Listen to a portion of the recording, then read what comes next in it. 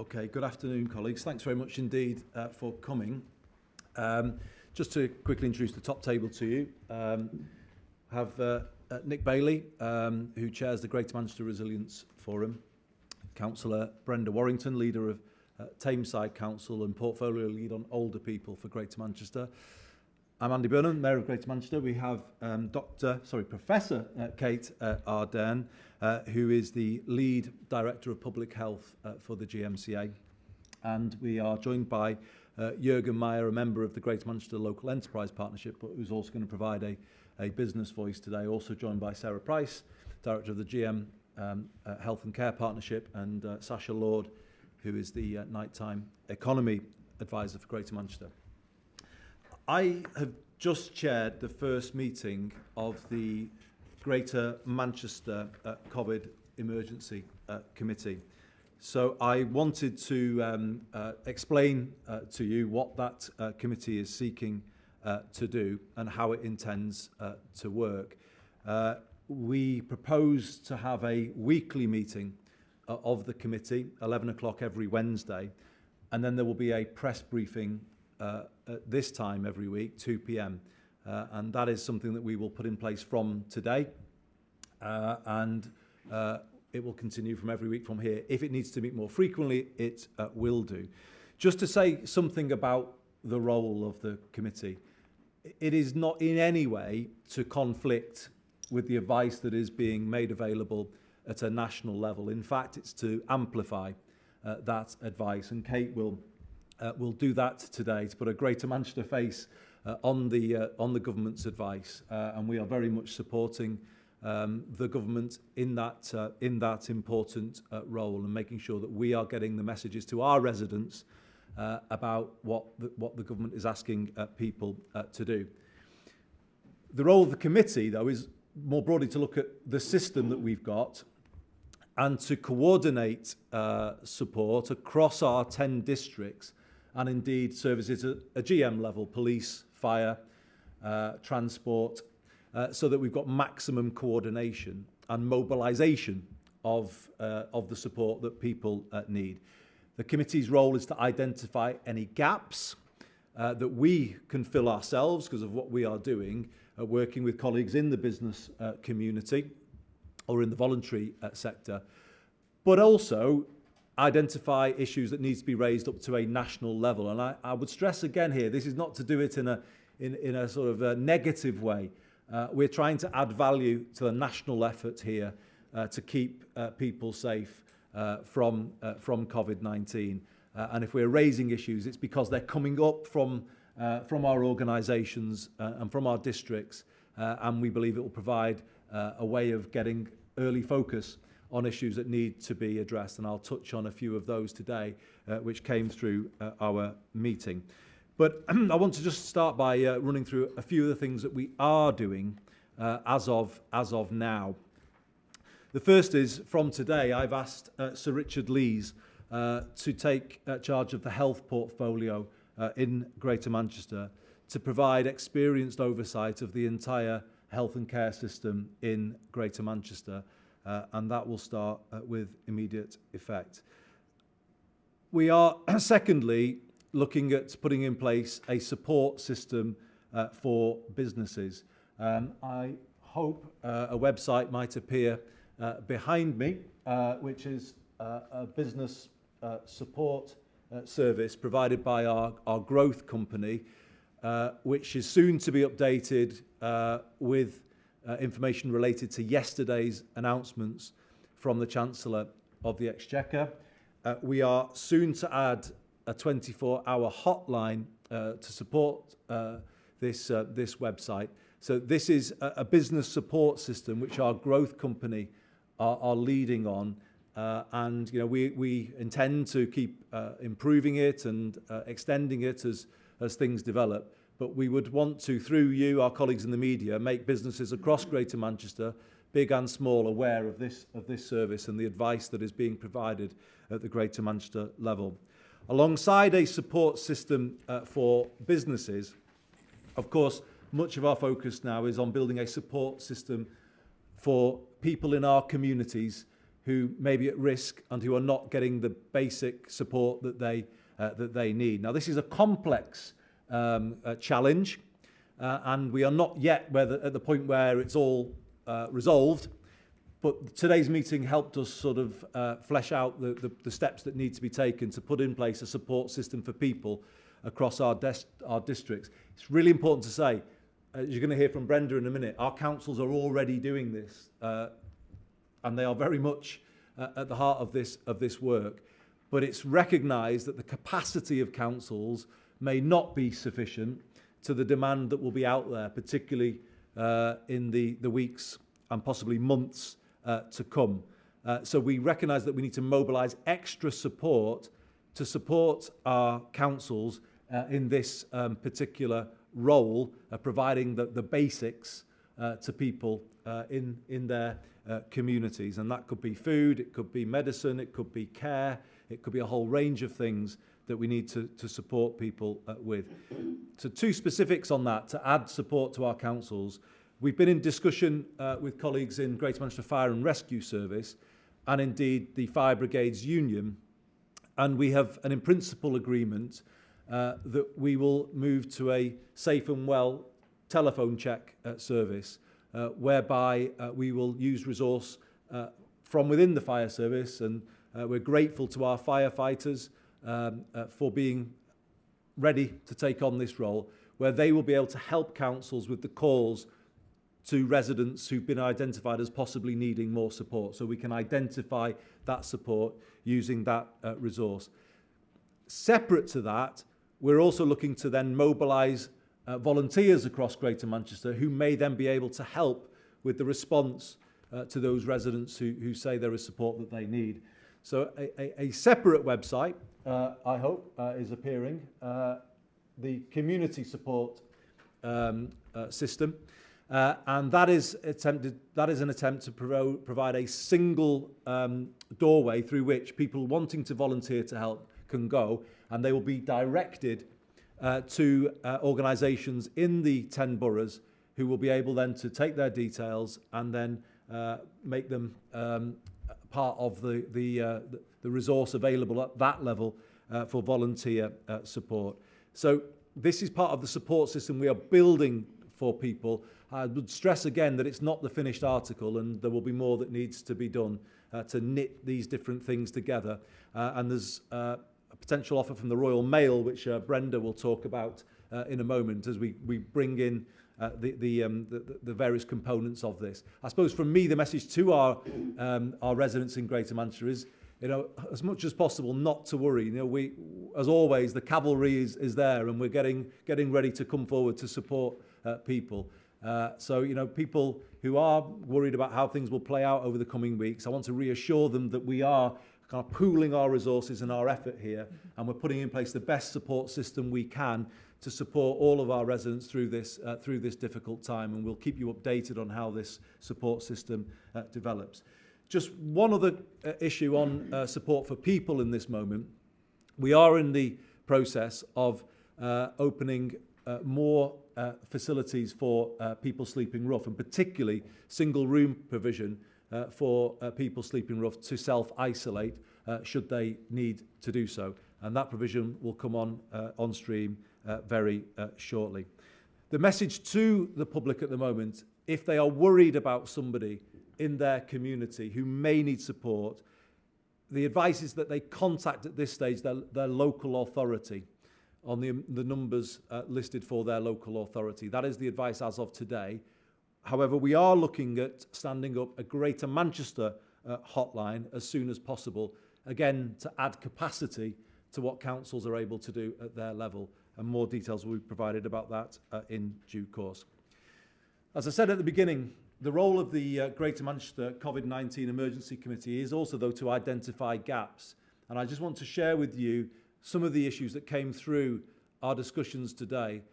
And these are issues that very much came from the leaders of our councils, from the leaders in our public services. So, what we are wanting to do here is not kind of pick on random issues, but pick on the issues that are occupying the minds of most people in the Greater Manchester system, in the hope that the government will find that as helpful feedback and may be able to work with these these proposals.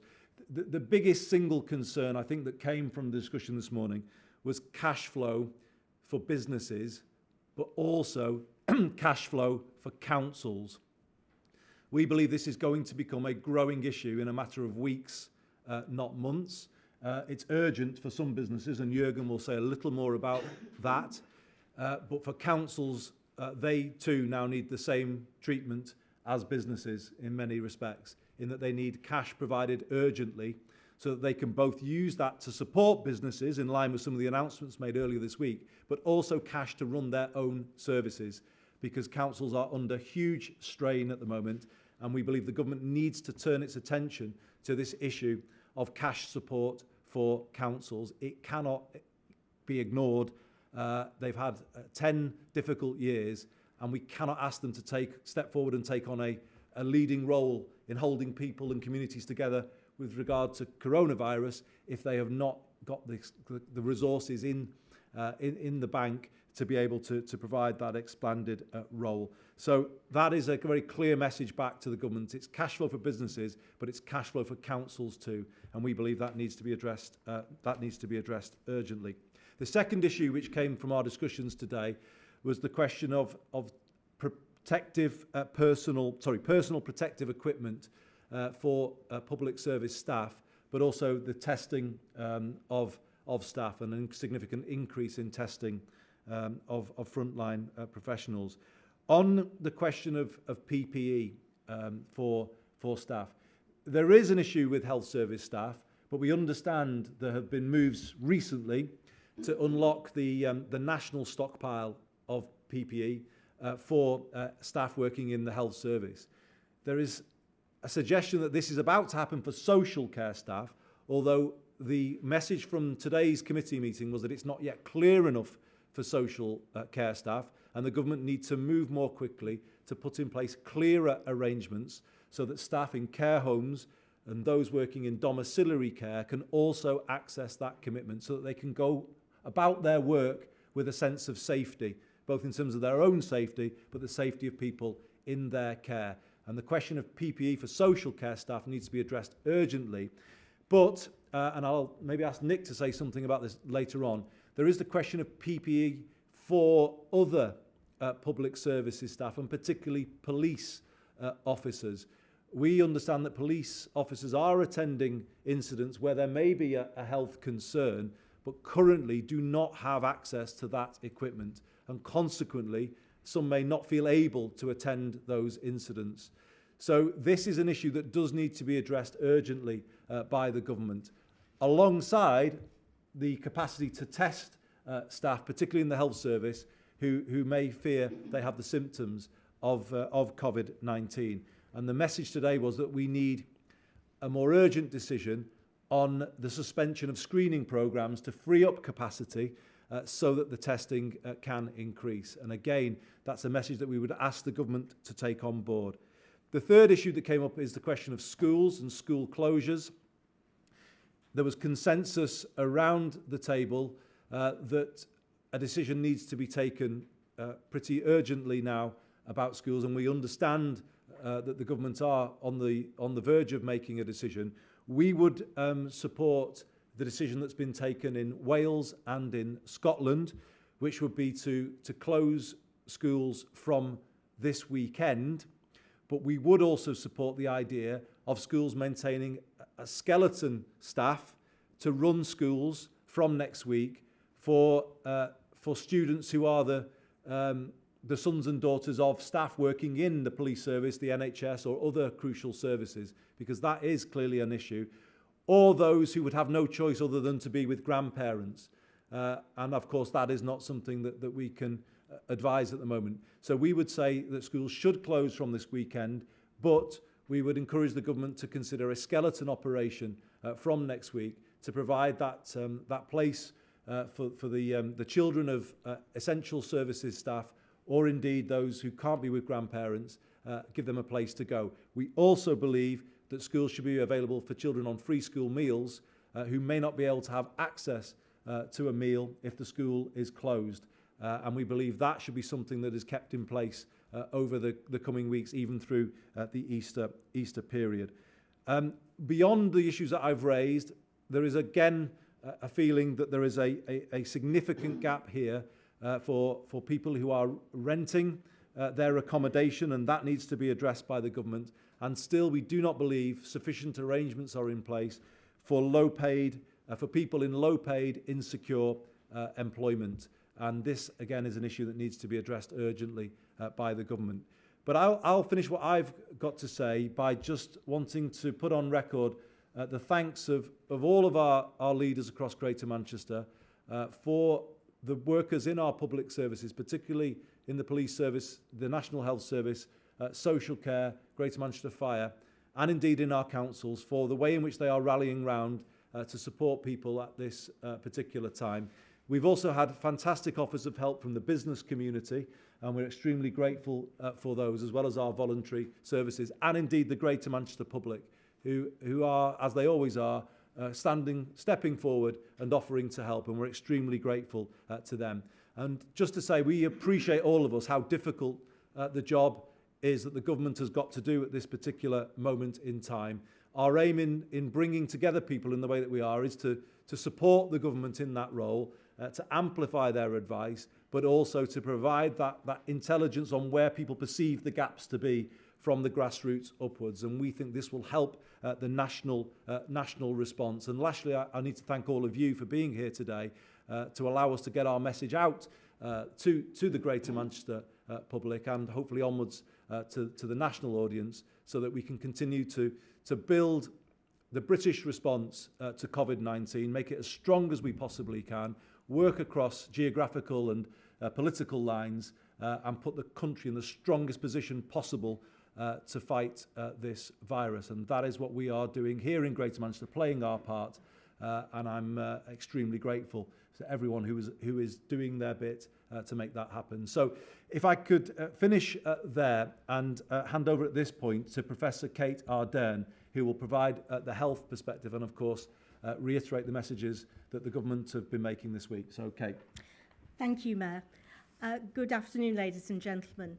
As you know, the UK is now in the delay phase of our UK plan to tackle COVID-19. That means we are taking measures to try and delay the spread across the community. The measures that were announced on Monday by the Chief Medical Officer and the Chief Scientific Advisor are about social distancing. So they are a change and new measures. If you live alone and you have the symptoms of COVID-19, which are a new continuous cough and or a high temperature, by which we mean a temperature above 37.8. If you live alone, you should start, however mild your symptoms are, you should stay at home for 7 days from the time your symptoms started. If you live in a household with others, and either you or another member of the household shows symptoms of COVID-19, then all household members must stay at home and not leave the house for 14 days. The 14-day period starts from the day when the first person in the house becomes ill. There is no need to ring NHS 111. We would certainly strongly advise you not to go to your GP or pharmacy or indeed to a hospital, but stay at home. If your symptoms get worse or you are worried about your symptoms, please use the NHS 111 website, first of all, or if you're not online, then phone NHS 111. So if your symptoms worsen. The other advice that's been issued is to groups within the community who are particularly vulnerable. And I would at this point like to re-echo the Mayor's message around personal protective equipment and infection prevention control. Some of our most vulnerable residents in terms of COVID-19 are older citizens. So everyone over the age of 70 has been asked to socially isolate themselves, distance themselves for a period of 12 weeks. Obviously, some of our most vulnerable citizens are residents in care homes or in receipt of domiciliary care, which is why it's even more important that social care staff have access to adequate PPE. We want to make sure that those citizens are as protected as possible from potentially contracting COVID-19. There are other groups within the community under the age of 65, for example, asthmatics, diabetics, and pregnant women, along with citizens who have immunocompromised conditions who have also been asked to take more strict social distancing measures. The full list of those conditions are on the government website, the phe.gov.uk website. So please read that, look at that for further information. And indeed, NHS England will be contacting very specifically individuals who have been, for example, in receipt of transplants recently next week. That was part of the messaging yesterday. We would want to reinforce those messages. In Greater Manchester, we have very tried and trusted plans for outbreak management, which form a significant part of our preparedness for COVID-19 and are also based on our experience in 2009 with the swine flu pandemic. We have tried and tested mechanisms through the Greater Manchester Resilience Forum, and I would like at this point to pay particular tribute to the work of our infection prevention control teams across the NHS, local government and public health, and the work of my public health colleagues in the 10 boroughs who are leading the borough-wide response to COVID-19 in Greater Manchester. The other messages I would want you to try to think about in terms of preparedness for COVID-19. Again, I would reiterate the strong messages around hand and respiratory hygiene. Washing your hands for 20 seconds in hot water and soap. You can sing Happy Birthday or any other tune that you feel like that makes you wash your hands for longer. Making sure you get in between your fingers, washing the backs of your hands and your wrists, very important. Please do not touch your eyes, your nose or your mouth with unwashed hands. That's the quickest way to actually transmit viruses. So frequent, regular hand washing, particularly before you handle food or indeed you have touched surfaces, very, very important. Keep the house clean. Normal detergents will work on surfaces. And respiratory hygiene, also very important. Again, a good message from 2009, catch it, bin it, kill it. If you sneeze or cough, make sure you have a paper tissue to catch your sneeze or cough, or in worst case scenario, use the crook of your arm. And then please dispose of the tissue hygienically and wash your hands. That is the best way to reduce transmission of COVID-19. Thank you. Very clear indeed. Thank you very much, Kate. Jürgen, would you mind providing an update from the business perspective, particularly on the very welcome measures that the Chancellor announced yesterday, but also in the space where you might think more is needed? So over to you, Jürgen. Yeah, thank you very much, Mayor. And this activity of the Greater Manchester Crisis Committee is very much focused on trying to make sure that as much as possible there is a coordinated message and support mechanism out to our businesses that is delivered, of course, nationally and locally. The Mayor has already pointed to the website of the Greater Manchester Business Growth Company, and indeed there is already some excellent advice on there, such as how to work with supply chain problems, on cash flow issues. We also want to make sure that we as a business community are speaking with one voice in terms of the support that we require. And to the Mayor's point there, the business community is indeed delighted that what really is an unprecedented and unbelievably difficult situation, especially for many small businesses, is being met with an unprecedented response. and 350 million of loans made available. That is something that is unprecedented, and I think it's the sort of thing that the business community is very, very happy about.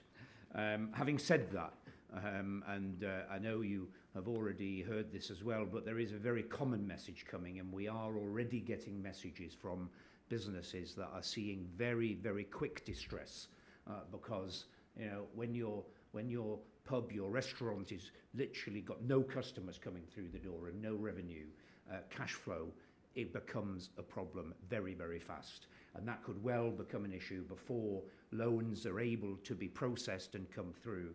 So our request is very urgently that we need some real cash flow, immediate measures, which of course can be delivered through business rates. There has already been some welcome news on that, but if that could be extended to further sectors, and then there are areas such as VAT payment suspensions or various PAYE tax suspensions. It's those immediate helpful tax measures that we are looking for. And then the second thing I just want to point out, which is not quite as immediate, but is fundamentally critical for what is a much, much more urgent crisis than we faced in any other recession that I have seen, and I've seen quite a number of recessions and helped businesses manage through them in my years here in the UK. But this is unprecedented, and I think this is the one where we are going to need to have a short-time working retention scheme or a compensation scheme where companies are needing to put people on short-time work, that there is an instant government scheme that supports at least a part payment to those staffs. These are schemes that are well known about, well run in many other countries around Europe and in the world, and I think we're going to have to put something in place. And the reason why that is so important is because when there is an upturn, we need to have that capacity available to let the economy move as quickly as possible and thrive again. And maybe if I'm just allowed to say one final point, I don't want this to come over as this is, just an ask of lots of support for business. That is critically important. There's items that I just mentioned as examples, but I also want to make the point how critical business is to be part of the solution to this problem. We've just heard about the requirement for deliveries, especially to vulnerable people. We've heard that the post office is going to step in and provide that emergency services. But actually, I live in Didsbury just down the road, and there is a very effective and local milk, eggs, very basics, the old sort of milk delivery service, to help those sorts of businesses be able to expand to vulnerable people.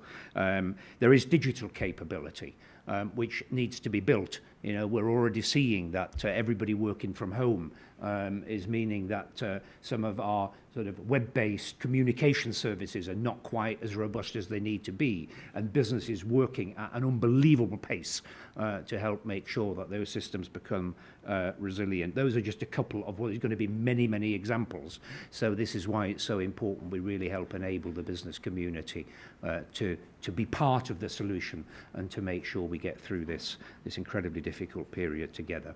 Thank you. Thank you very much indeed, Jürgen. As I was saying, we've already had a huge number of offers of support from the business community.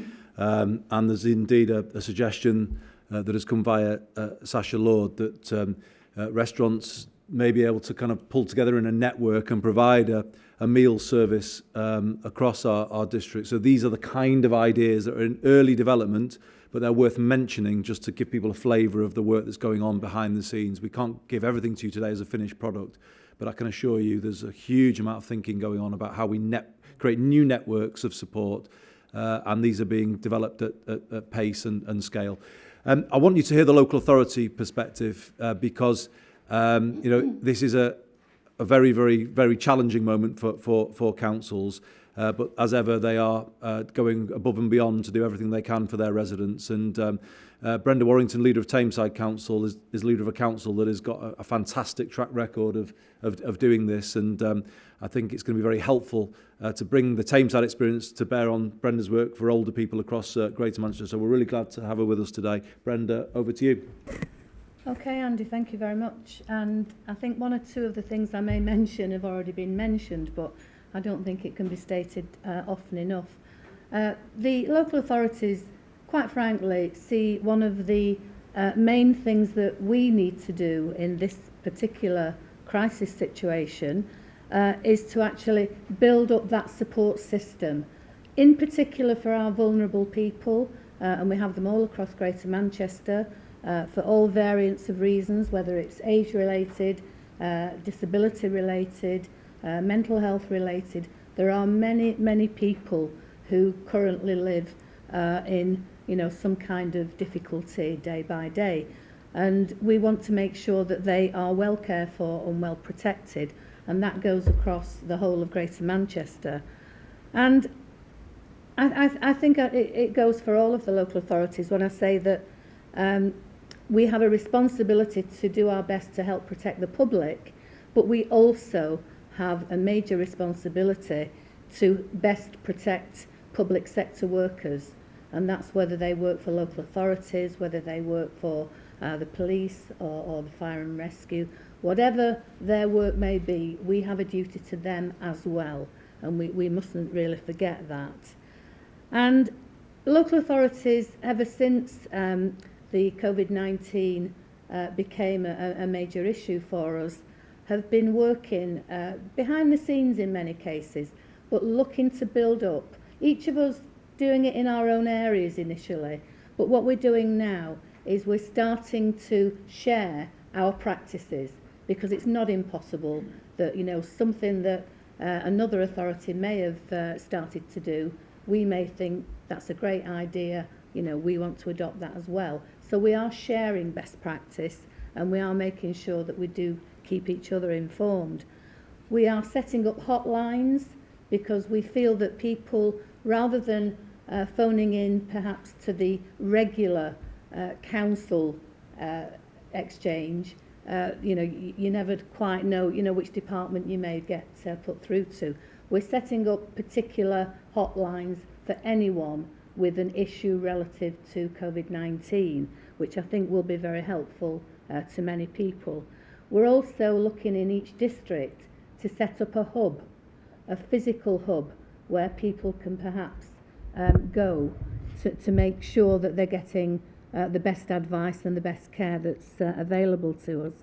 But of course we have identified many, many concerns, many issues, not just that people are bringing to us, but of course issues that local authorities have in being able to provide that excellent service and protection to our residents. And one or two of them have been mentioned already. The social services sector, again, working absolutely brilliantly across the whole of Greater Manchester, have major, major issues. We don't have the testing, we don't have the PPE that we know that we desperately need, again, to protect those workers and to make sure that they can continue to provide that service. Because the last thing that we need is, hosts and hosts of our workers having to self-isolate or becoming ill as well with this virus and not being able to provide the service, because that would be a real difficulty for us. Our care homes, of course, major concerns there, because the people that live in the care homes clearly are those people who are at the older age group, some of them having underlying conditions, some of them already being ill. And so what we need to do is make sure our care homes have the best possible advice and the best possible support to continue to offer the service that they do to their vulnerable clients and residents.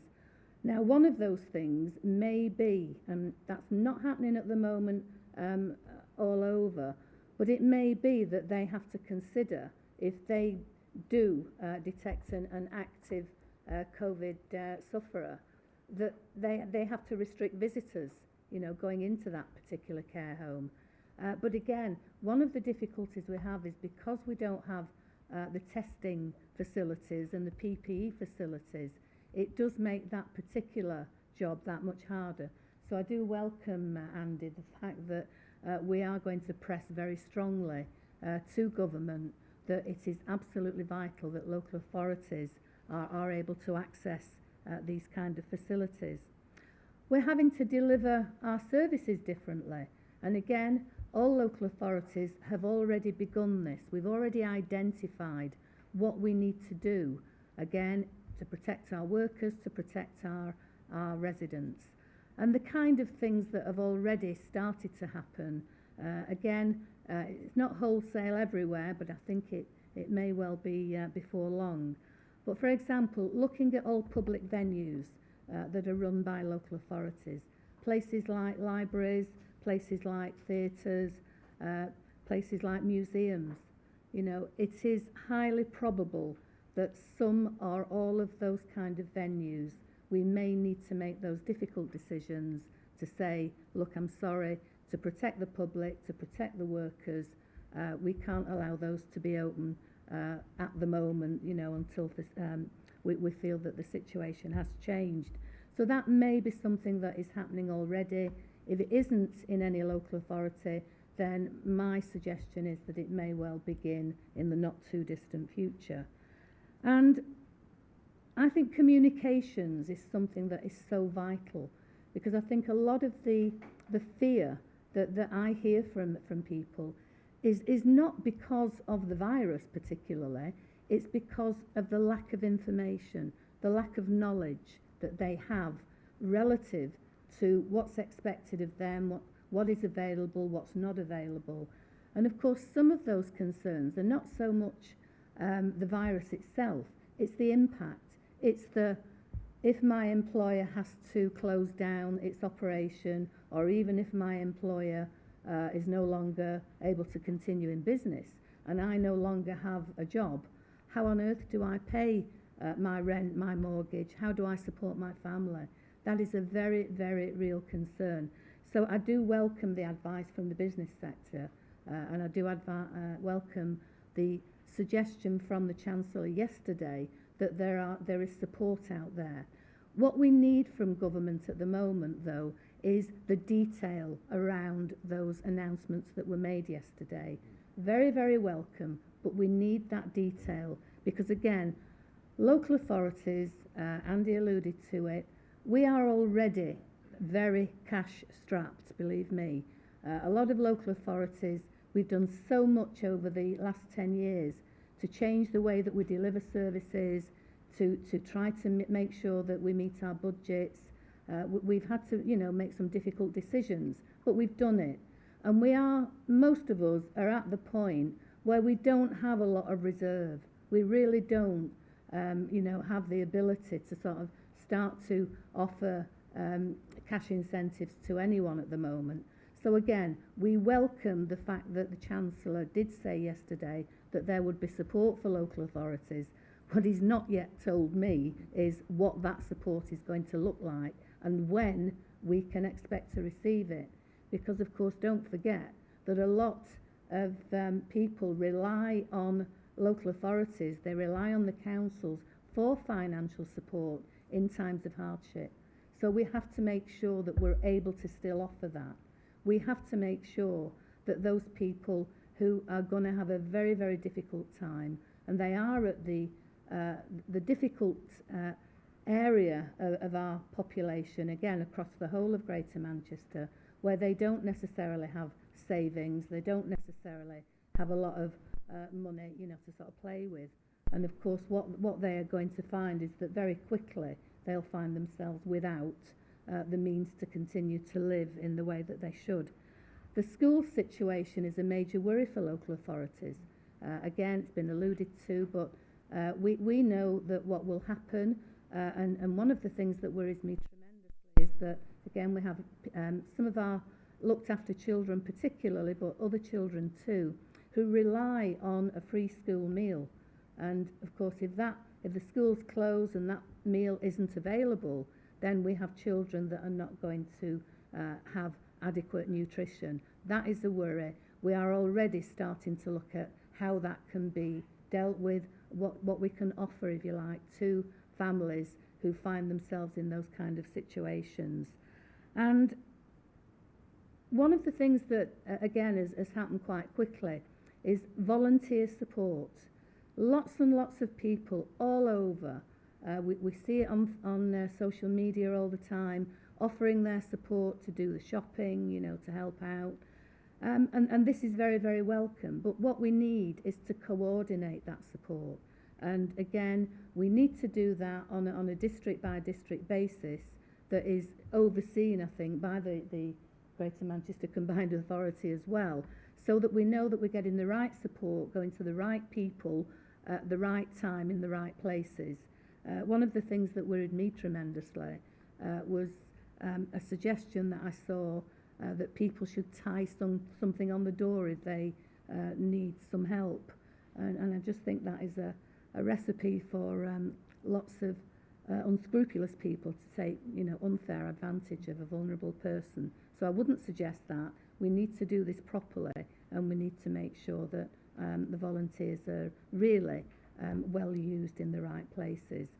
But again, the reference to Royal Mail, I think it's tremendous that our Royal Mail partners are actually offering to work with us, and that would be perhaps to deliver food to, again, vulnerable people in isolation that can't get out the house.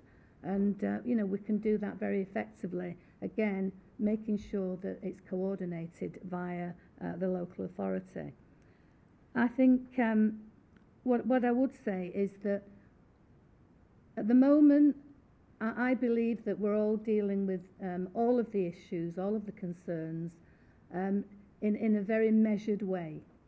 There's no panic as far as we're concerned at this level, but I do know that there are little bits of panic going on out there, and what we have to do is make sure that we can provide that reassurance to people that we do have plans, we are able to help, and we must make sure that everyone knows how they can access that help. Because as council services stop providing service on a face-to-face basis, such as customer service and other maybe job centres and citizens advice, etc., I think we have to make sure that people know that that service is still available. It hasn't closed down. It's just going to be accessed in a different way, maybe by phone, maybe by internet, I don't know, but there will be means and there will be information. Again, we've still got to tie a lot of these things down. We've still got to make sure that we're getting the right thing out. But I would like to say, just as Andy has said when he closed, was we have to thank all of our public service people, because they are doing, believe me, a tremendous job. They are prepared to be taken away from their normal work, to be put onto other work where it's more essential. Many of them are working from home. Many of them are making sure that they're providing still that same service, but in a very, very different way. And they're all working tremendously hard. Our volunteers too, we have to thank.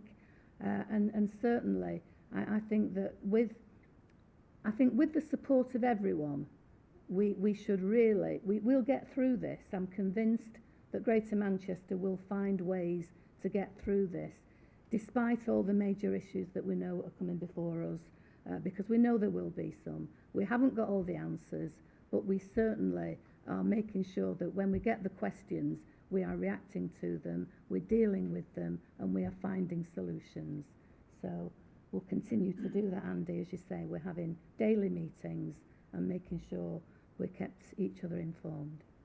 Thanks very much indeed, Brenda. So you've had a pretty comprehensive perspective from the different sides of Greater Manchester here. So I'd now open the floor to any questions. I have some that have been submitted from colleagues who couldn't be here because of self-isolation. So colleague behind, and then come to the colleague in front. Yep. Tom Palmer from Sky News. Ma'am, have you had a direct conversation with the Prime Minister this week, and if so, what came of it? And secondly, what would you say to people who are right now and this evening gathering in pubs and bars around Greater Manchester, continuing to ignore the advice? So the answer to your first question, Tom, is no, I haven't, but nor would I necessarily have expected to have one. I did deal with swine flu for the then Labour government 10 years ago, so I have some understanding of what the government is having to deal with at the moment and the speed with which things are changing. This situation, of course, is much more serious, I think, than swine flu ever was. Even though swine flu was a serious situation, this situation is presenting more challenges. I did make a call on the government to move to daily briefings at the weekend, and they've done that. I have suggested the separation of experts leading the advice, and that's why Kate has very much led that for us. We are not straying into that world, and I think that is the way that it should be done at national level too. Keep advice in the hands of clinicians and let the politicians talk about mobilising of support. If the Prime Minister was to ring me, I will of course refer him to the issues that I've just raised, but also to develop the international collaboration around a vaccine. That was something that occupied a huge amount of my time back in 2009, and I would recommend that. But no, I don't expect to be called, but I would say that we do notice that the Mayor of London is part of the COBRA arrangement. I think that should be made available to not myself necessarily, but others who can speak for other parts of the country. As this develops, I think the government does need to open out the discussion a bit more broadly than it has managed to do so far. That's not a criticism, it's just simply as we get into the more complex phases of this, I think perspectives from all sides of the country need to be heard, and obviously we're making our perspective heard from here today, but we want to very much do that in the tent, if you like. We are not here to criticise the government. We understand how difficult their job is at this time. We are here to help, but we can probably help more the more that we are brought into the discussions that are going on at a national level. On the point about people still going to the pub, well, maybe I'll defer to Professor Arden on this point, but that isn't following the advice that's been given, and even though it's difficult for our businesses, we would say that the advice very much should be followed at this particular moment in time. Kate, is there anything to add? Yes, I would definitely urge people who are still going to pubs or clubs and restaurants, however hard it is for our businesses, this is about protecting both themselves and their loved ones. And I wouldn't want to see or wouldn't want to think that people are not taking those social distancing measures seriously. This is the best thing you can do to actually protect your mum, your dad, your grandparents. So please don't continue to go on as normal in terms of visiting the pub. Respect the advice on social distancing for yourself and your families. Nigel Barlett from about Manchester. It's to Professor Kate, actually. The Prime Minister said yesterday that London was ahead of the curve when it came to the contagion. Where does Manchester stand in that? Right. Just before you do, Kate, Yeah, and that's okay.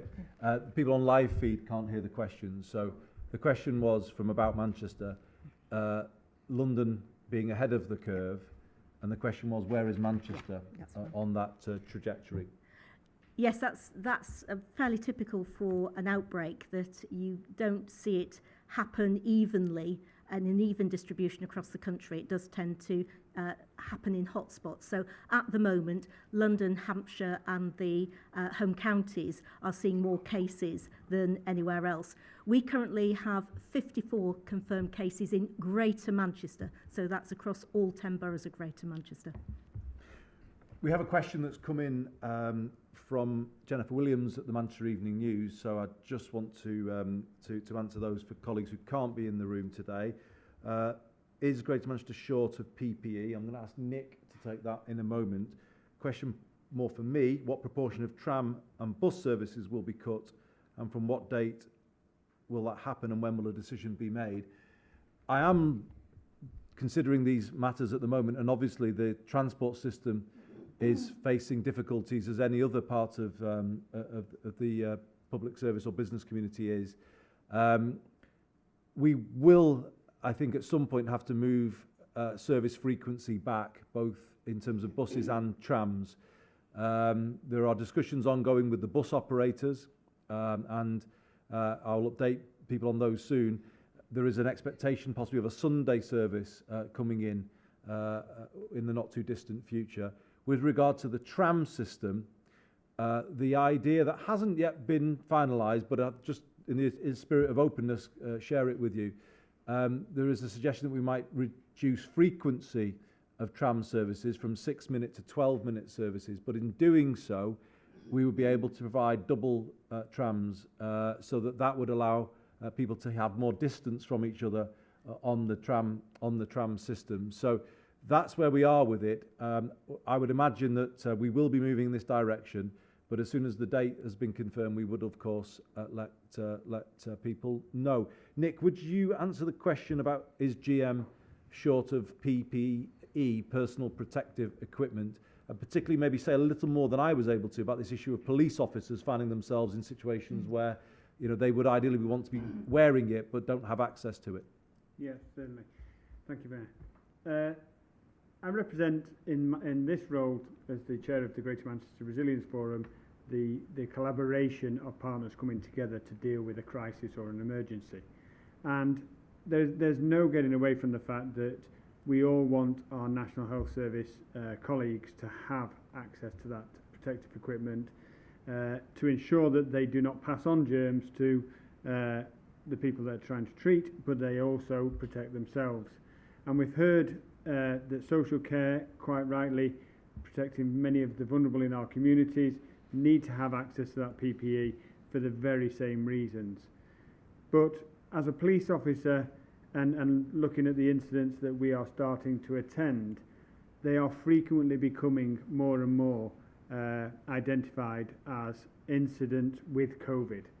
So that may be a crime, that may be domestic abuse, that may be, tragically, a death in a community where our officers have to attend, and they have the same concerns. One, in terms of any transfer of disease that they may have, which they may not know about at the time if they're going to an elderly, vulnerable person.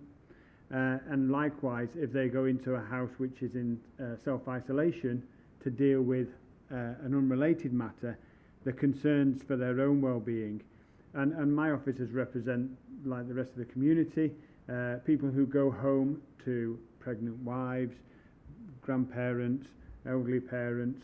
And so what we are seeing is that we have access to some of that protective equipment, but the provision for appropriate masks, the water repellent mask, is certainly something that is missing in terms of provision for our police officers. And whilst it's sort of minor incidents now where risk assessments can be made, we anticipate as the curve increases, so will those number of incidents. And so it's really important that we are trying to risk assess incidents, asking the public to think twice about having attendance of the police where there is not an immediate threat and risk. But we also are seeking through our procurement channels to increase the levels of availability of PPE to police officers. And likewise, I know my colleagues, slightly different situations in the fire and rescue service, where there are other times where they are more engaging with the public, they too need access to that level of equipment. So that's the only thing I'll... And that's a very clear message from Greater Manchester today. All public services, we would think, would need some access to the national stockpile of personal protective equipment. But beyond health and social care, and those issues aren't yet resolved, the police service, I think, needs to be considered much more urgently than has so far happened. So that is a message that we are asking the Prime Minister and the Chief Medical Officer to take on board, and we would hope to hear more about that at the daily briefing taking place later today. I'm Simon from the Revolution 96.2 and Oldham Chronicle. What can you say, or what's your message to sort of small local businesses like ours? We have sort of 10, 15 employees at our place, so what's your message to kind of them in these tough times? It's a very worrying time. I understand that for any organisation of that kind of size. We have been advocating for you to a national level. That was the message coming through our growth company last week, that businesses were on the brink of running out of funding. And I think you've heard it again from Jürgen Meyer today. The measures announced earlier this week, as welcome as they are, may not be in place to save organisations that really kind of run on a cash flow basis and might not have enough to be able to tide them through. So that was very much the message today, that there are organisations out there that are vulnerable today and are close to running out of money and laying off staff. And once they're gone and won't easily be brought back. So the message from the Greater Manchester COVID committee today was very clear. Much more needs to be done on the cash flow of those organisations, and indeed councils as well, who might be asked to support those organisations. And we feel that while things are positive in terms of what have been done recently, they're not yet enough, and they are not sufficiently urgent. And we would ask the government to take that on board. Maybe if I can just add one thing to that, which is another thing that we are going to do, is to help coordinate the professional advisory community. So, the banks, your tax advisor, and all of these people, to make sure that everybody is as up to date as possible of how the various support schemes are going to work, and so that we can get those support schemes out to businesses as fast as possible, in terms of the loan application process and that, so that doesn't turn into, a huge bureaucratic, difficult process. We're going to try and make all of that sort of thing as easy as possible. Any last questions? Yeah. From the Press Association. I just wanted to ask more about the fire service. What kind of tasks will they be doing to help the vulnerable people? And will you be able to make sure that doesn't put a strain on the services they're already providing, given they're probably facing the same problems with self-isolating? Yeah, no, so it's a very good question. So our fire service here in Greater Manchester for a number of years now have operated a system called Safe and Well checks. So these are home visits where a very wide-ranging inspection, discussion can take place. So there is already a capability that's been built in terms of that. What this is about is seeing if we can move those to more telephone consultations, and perhaps not be as wide-ranging, but much more of a direct personal support to people, asking them about the circumstances they are in right now. Do they need more support? If they do, what is that support? Can we get it to you? Not necessarily saying the fire service should do that, but that's it's to help make those phone calls across districts to the people identified by our councils as possibly in need of support, and that work is now ongoing, about having a kind of list of people at a local level who might be the people who need to be contacted. And the feeling from our councils is that there isn't sufficient capacity in our councils to be able to make all of those calls. Bear in mind, this could be with us for months rather than weeks. So that's the discussion. We've got an in-principle agreement from the fire service that they can move towards a service of that kind. We've also got an agreement with them around overtime to help cover staff shortage. The offer from the Royal Mail is very interesting in this context as well, because now we might be able to knit together what the councils do to identify people, what the fire service might help us do to get then the direct contact and the needs that people have, and then with the offer of the Royal Mail with more delivery, that then becomes a system, if we can knit it together, that might support people on a much more, is a much more structured way to supporting people on an ongoing basis. So it's early days, as Brenda said before. We haven't got all of the things completely in place yet, but we felt it was important to tell people that this system is in development, because at the moment there may be people at home who are running out of food or running out of essential supplies, beginning to worry about, what's going to happen to me in a few weeks' time. And the message to them today is we are working on it. As I said, the cavalry's coming over the hill, and we hope it will arrive soon, and we'll be able to give a much fuller answer at this press conference next week. Andy, can I just add? Absolutely, Brenda. One of the things that the local authorities are doing now is they are compiling lists of people who fall into certain categories, let's say. And I know in my own authority, we've got almost 10,000 names on this list. And every single one of those people will receive a telephone call, again from a bank of volunteers who will have a script, you know, and questions to ask, to make sure that they're okay, whether they need anything, whether they need any help or support. And so that kind of thing is one of the ways that we will be making contact with those people that are deemed vulnerable. And it's important to say, I think one thing that is being missed in the national debate at the moment is the question of people with severe disabilities or complex needs, parents of children with severe underlying conditions. We think more needs to be said to address those groups directly.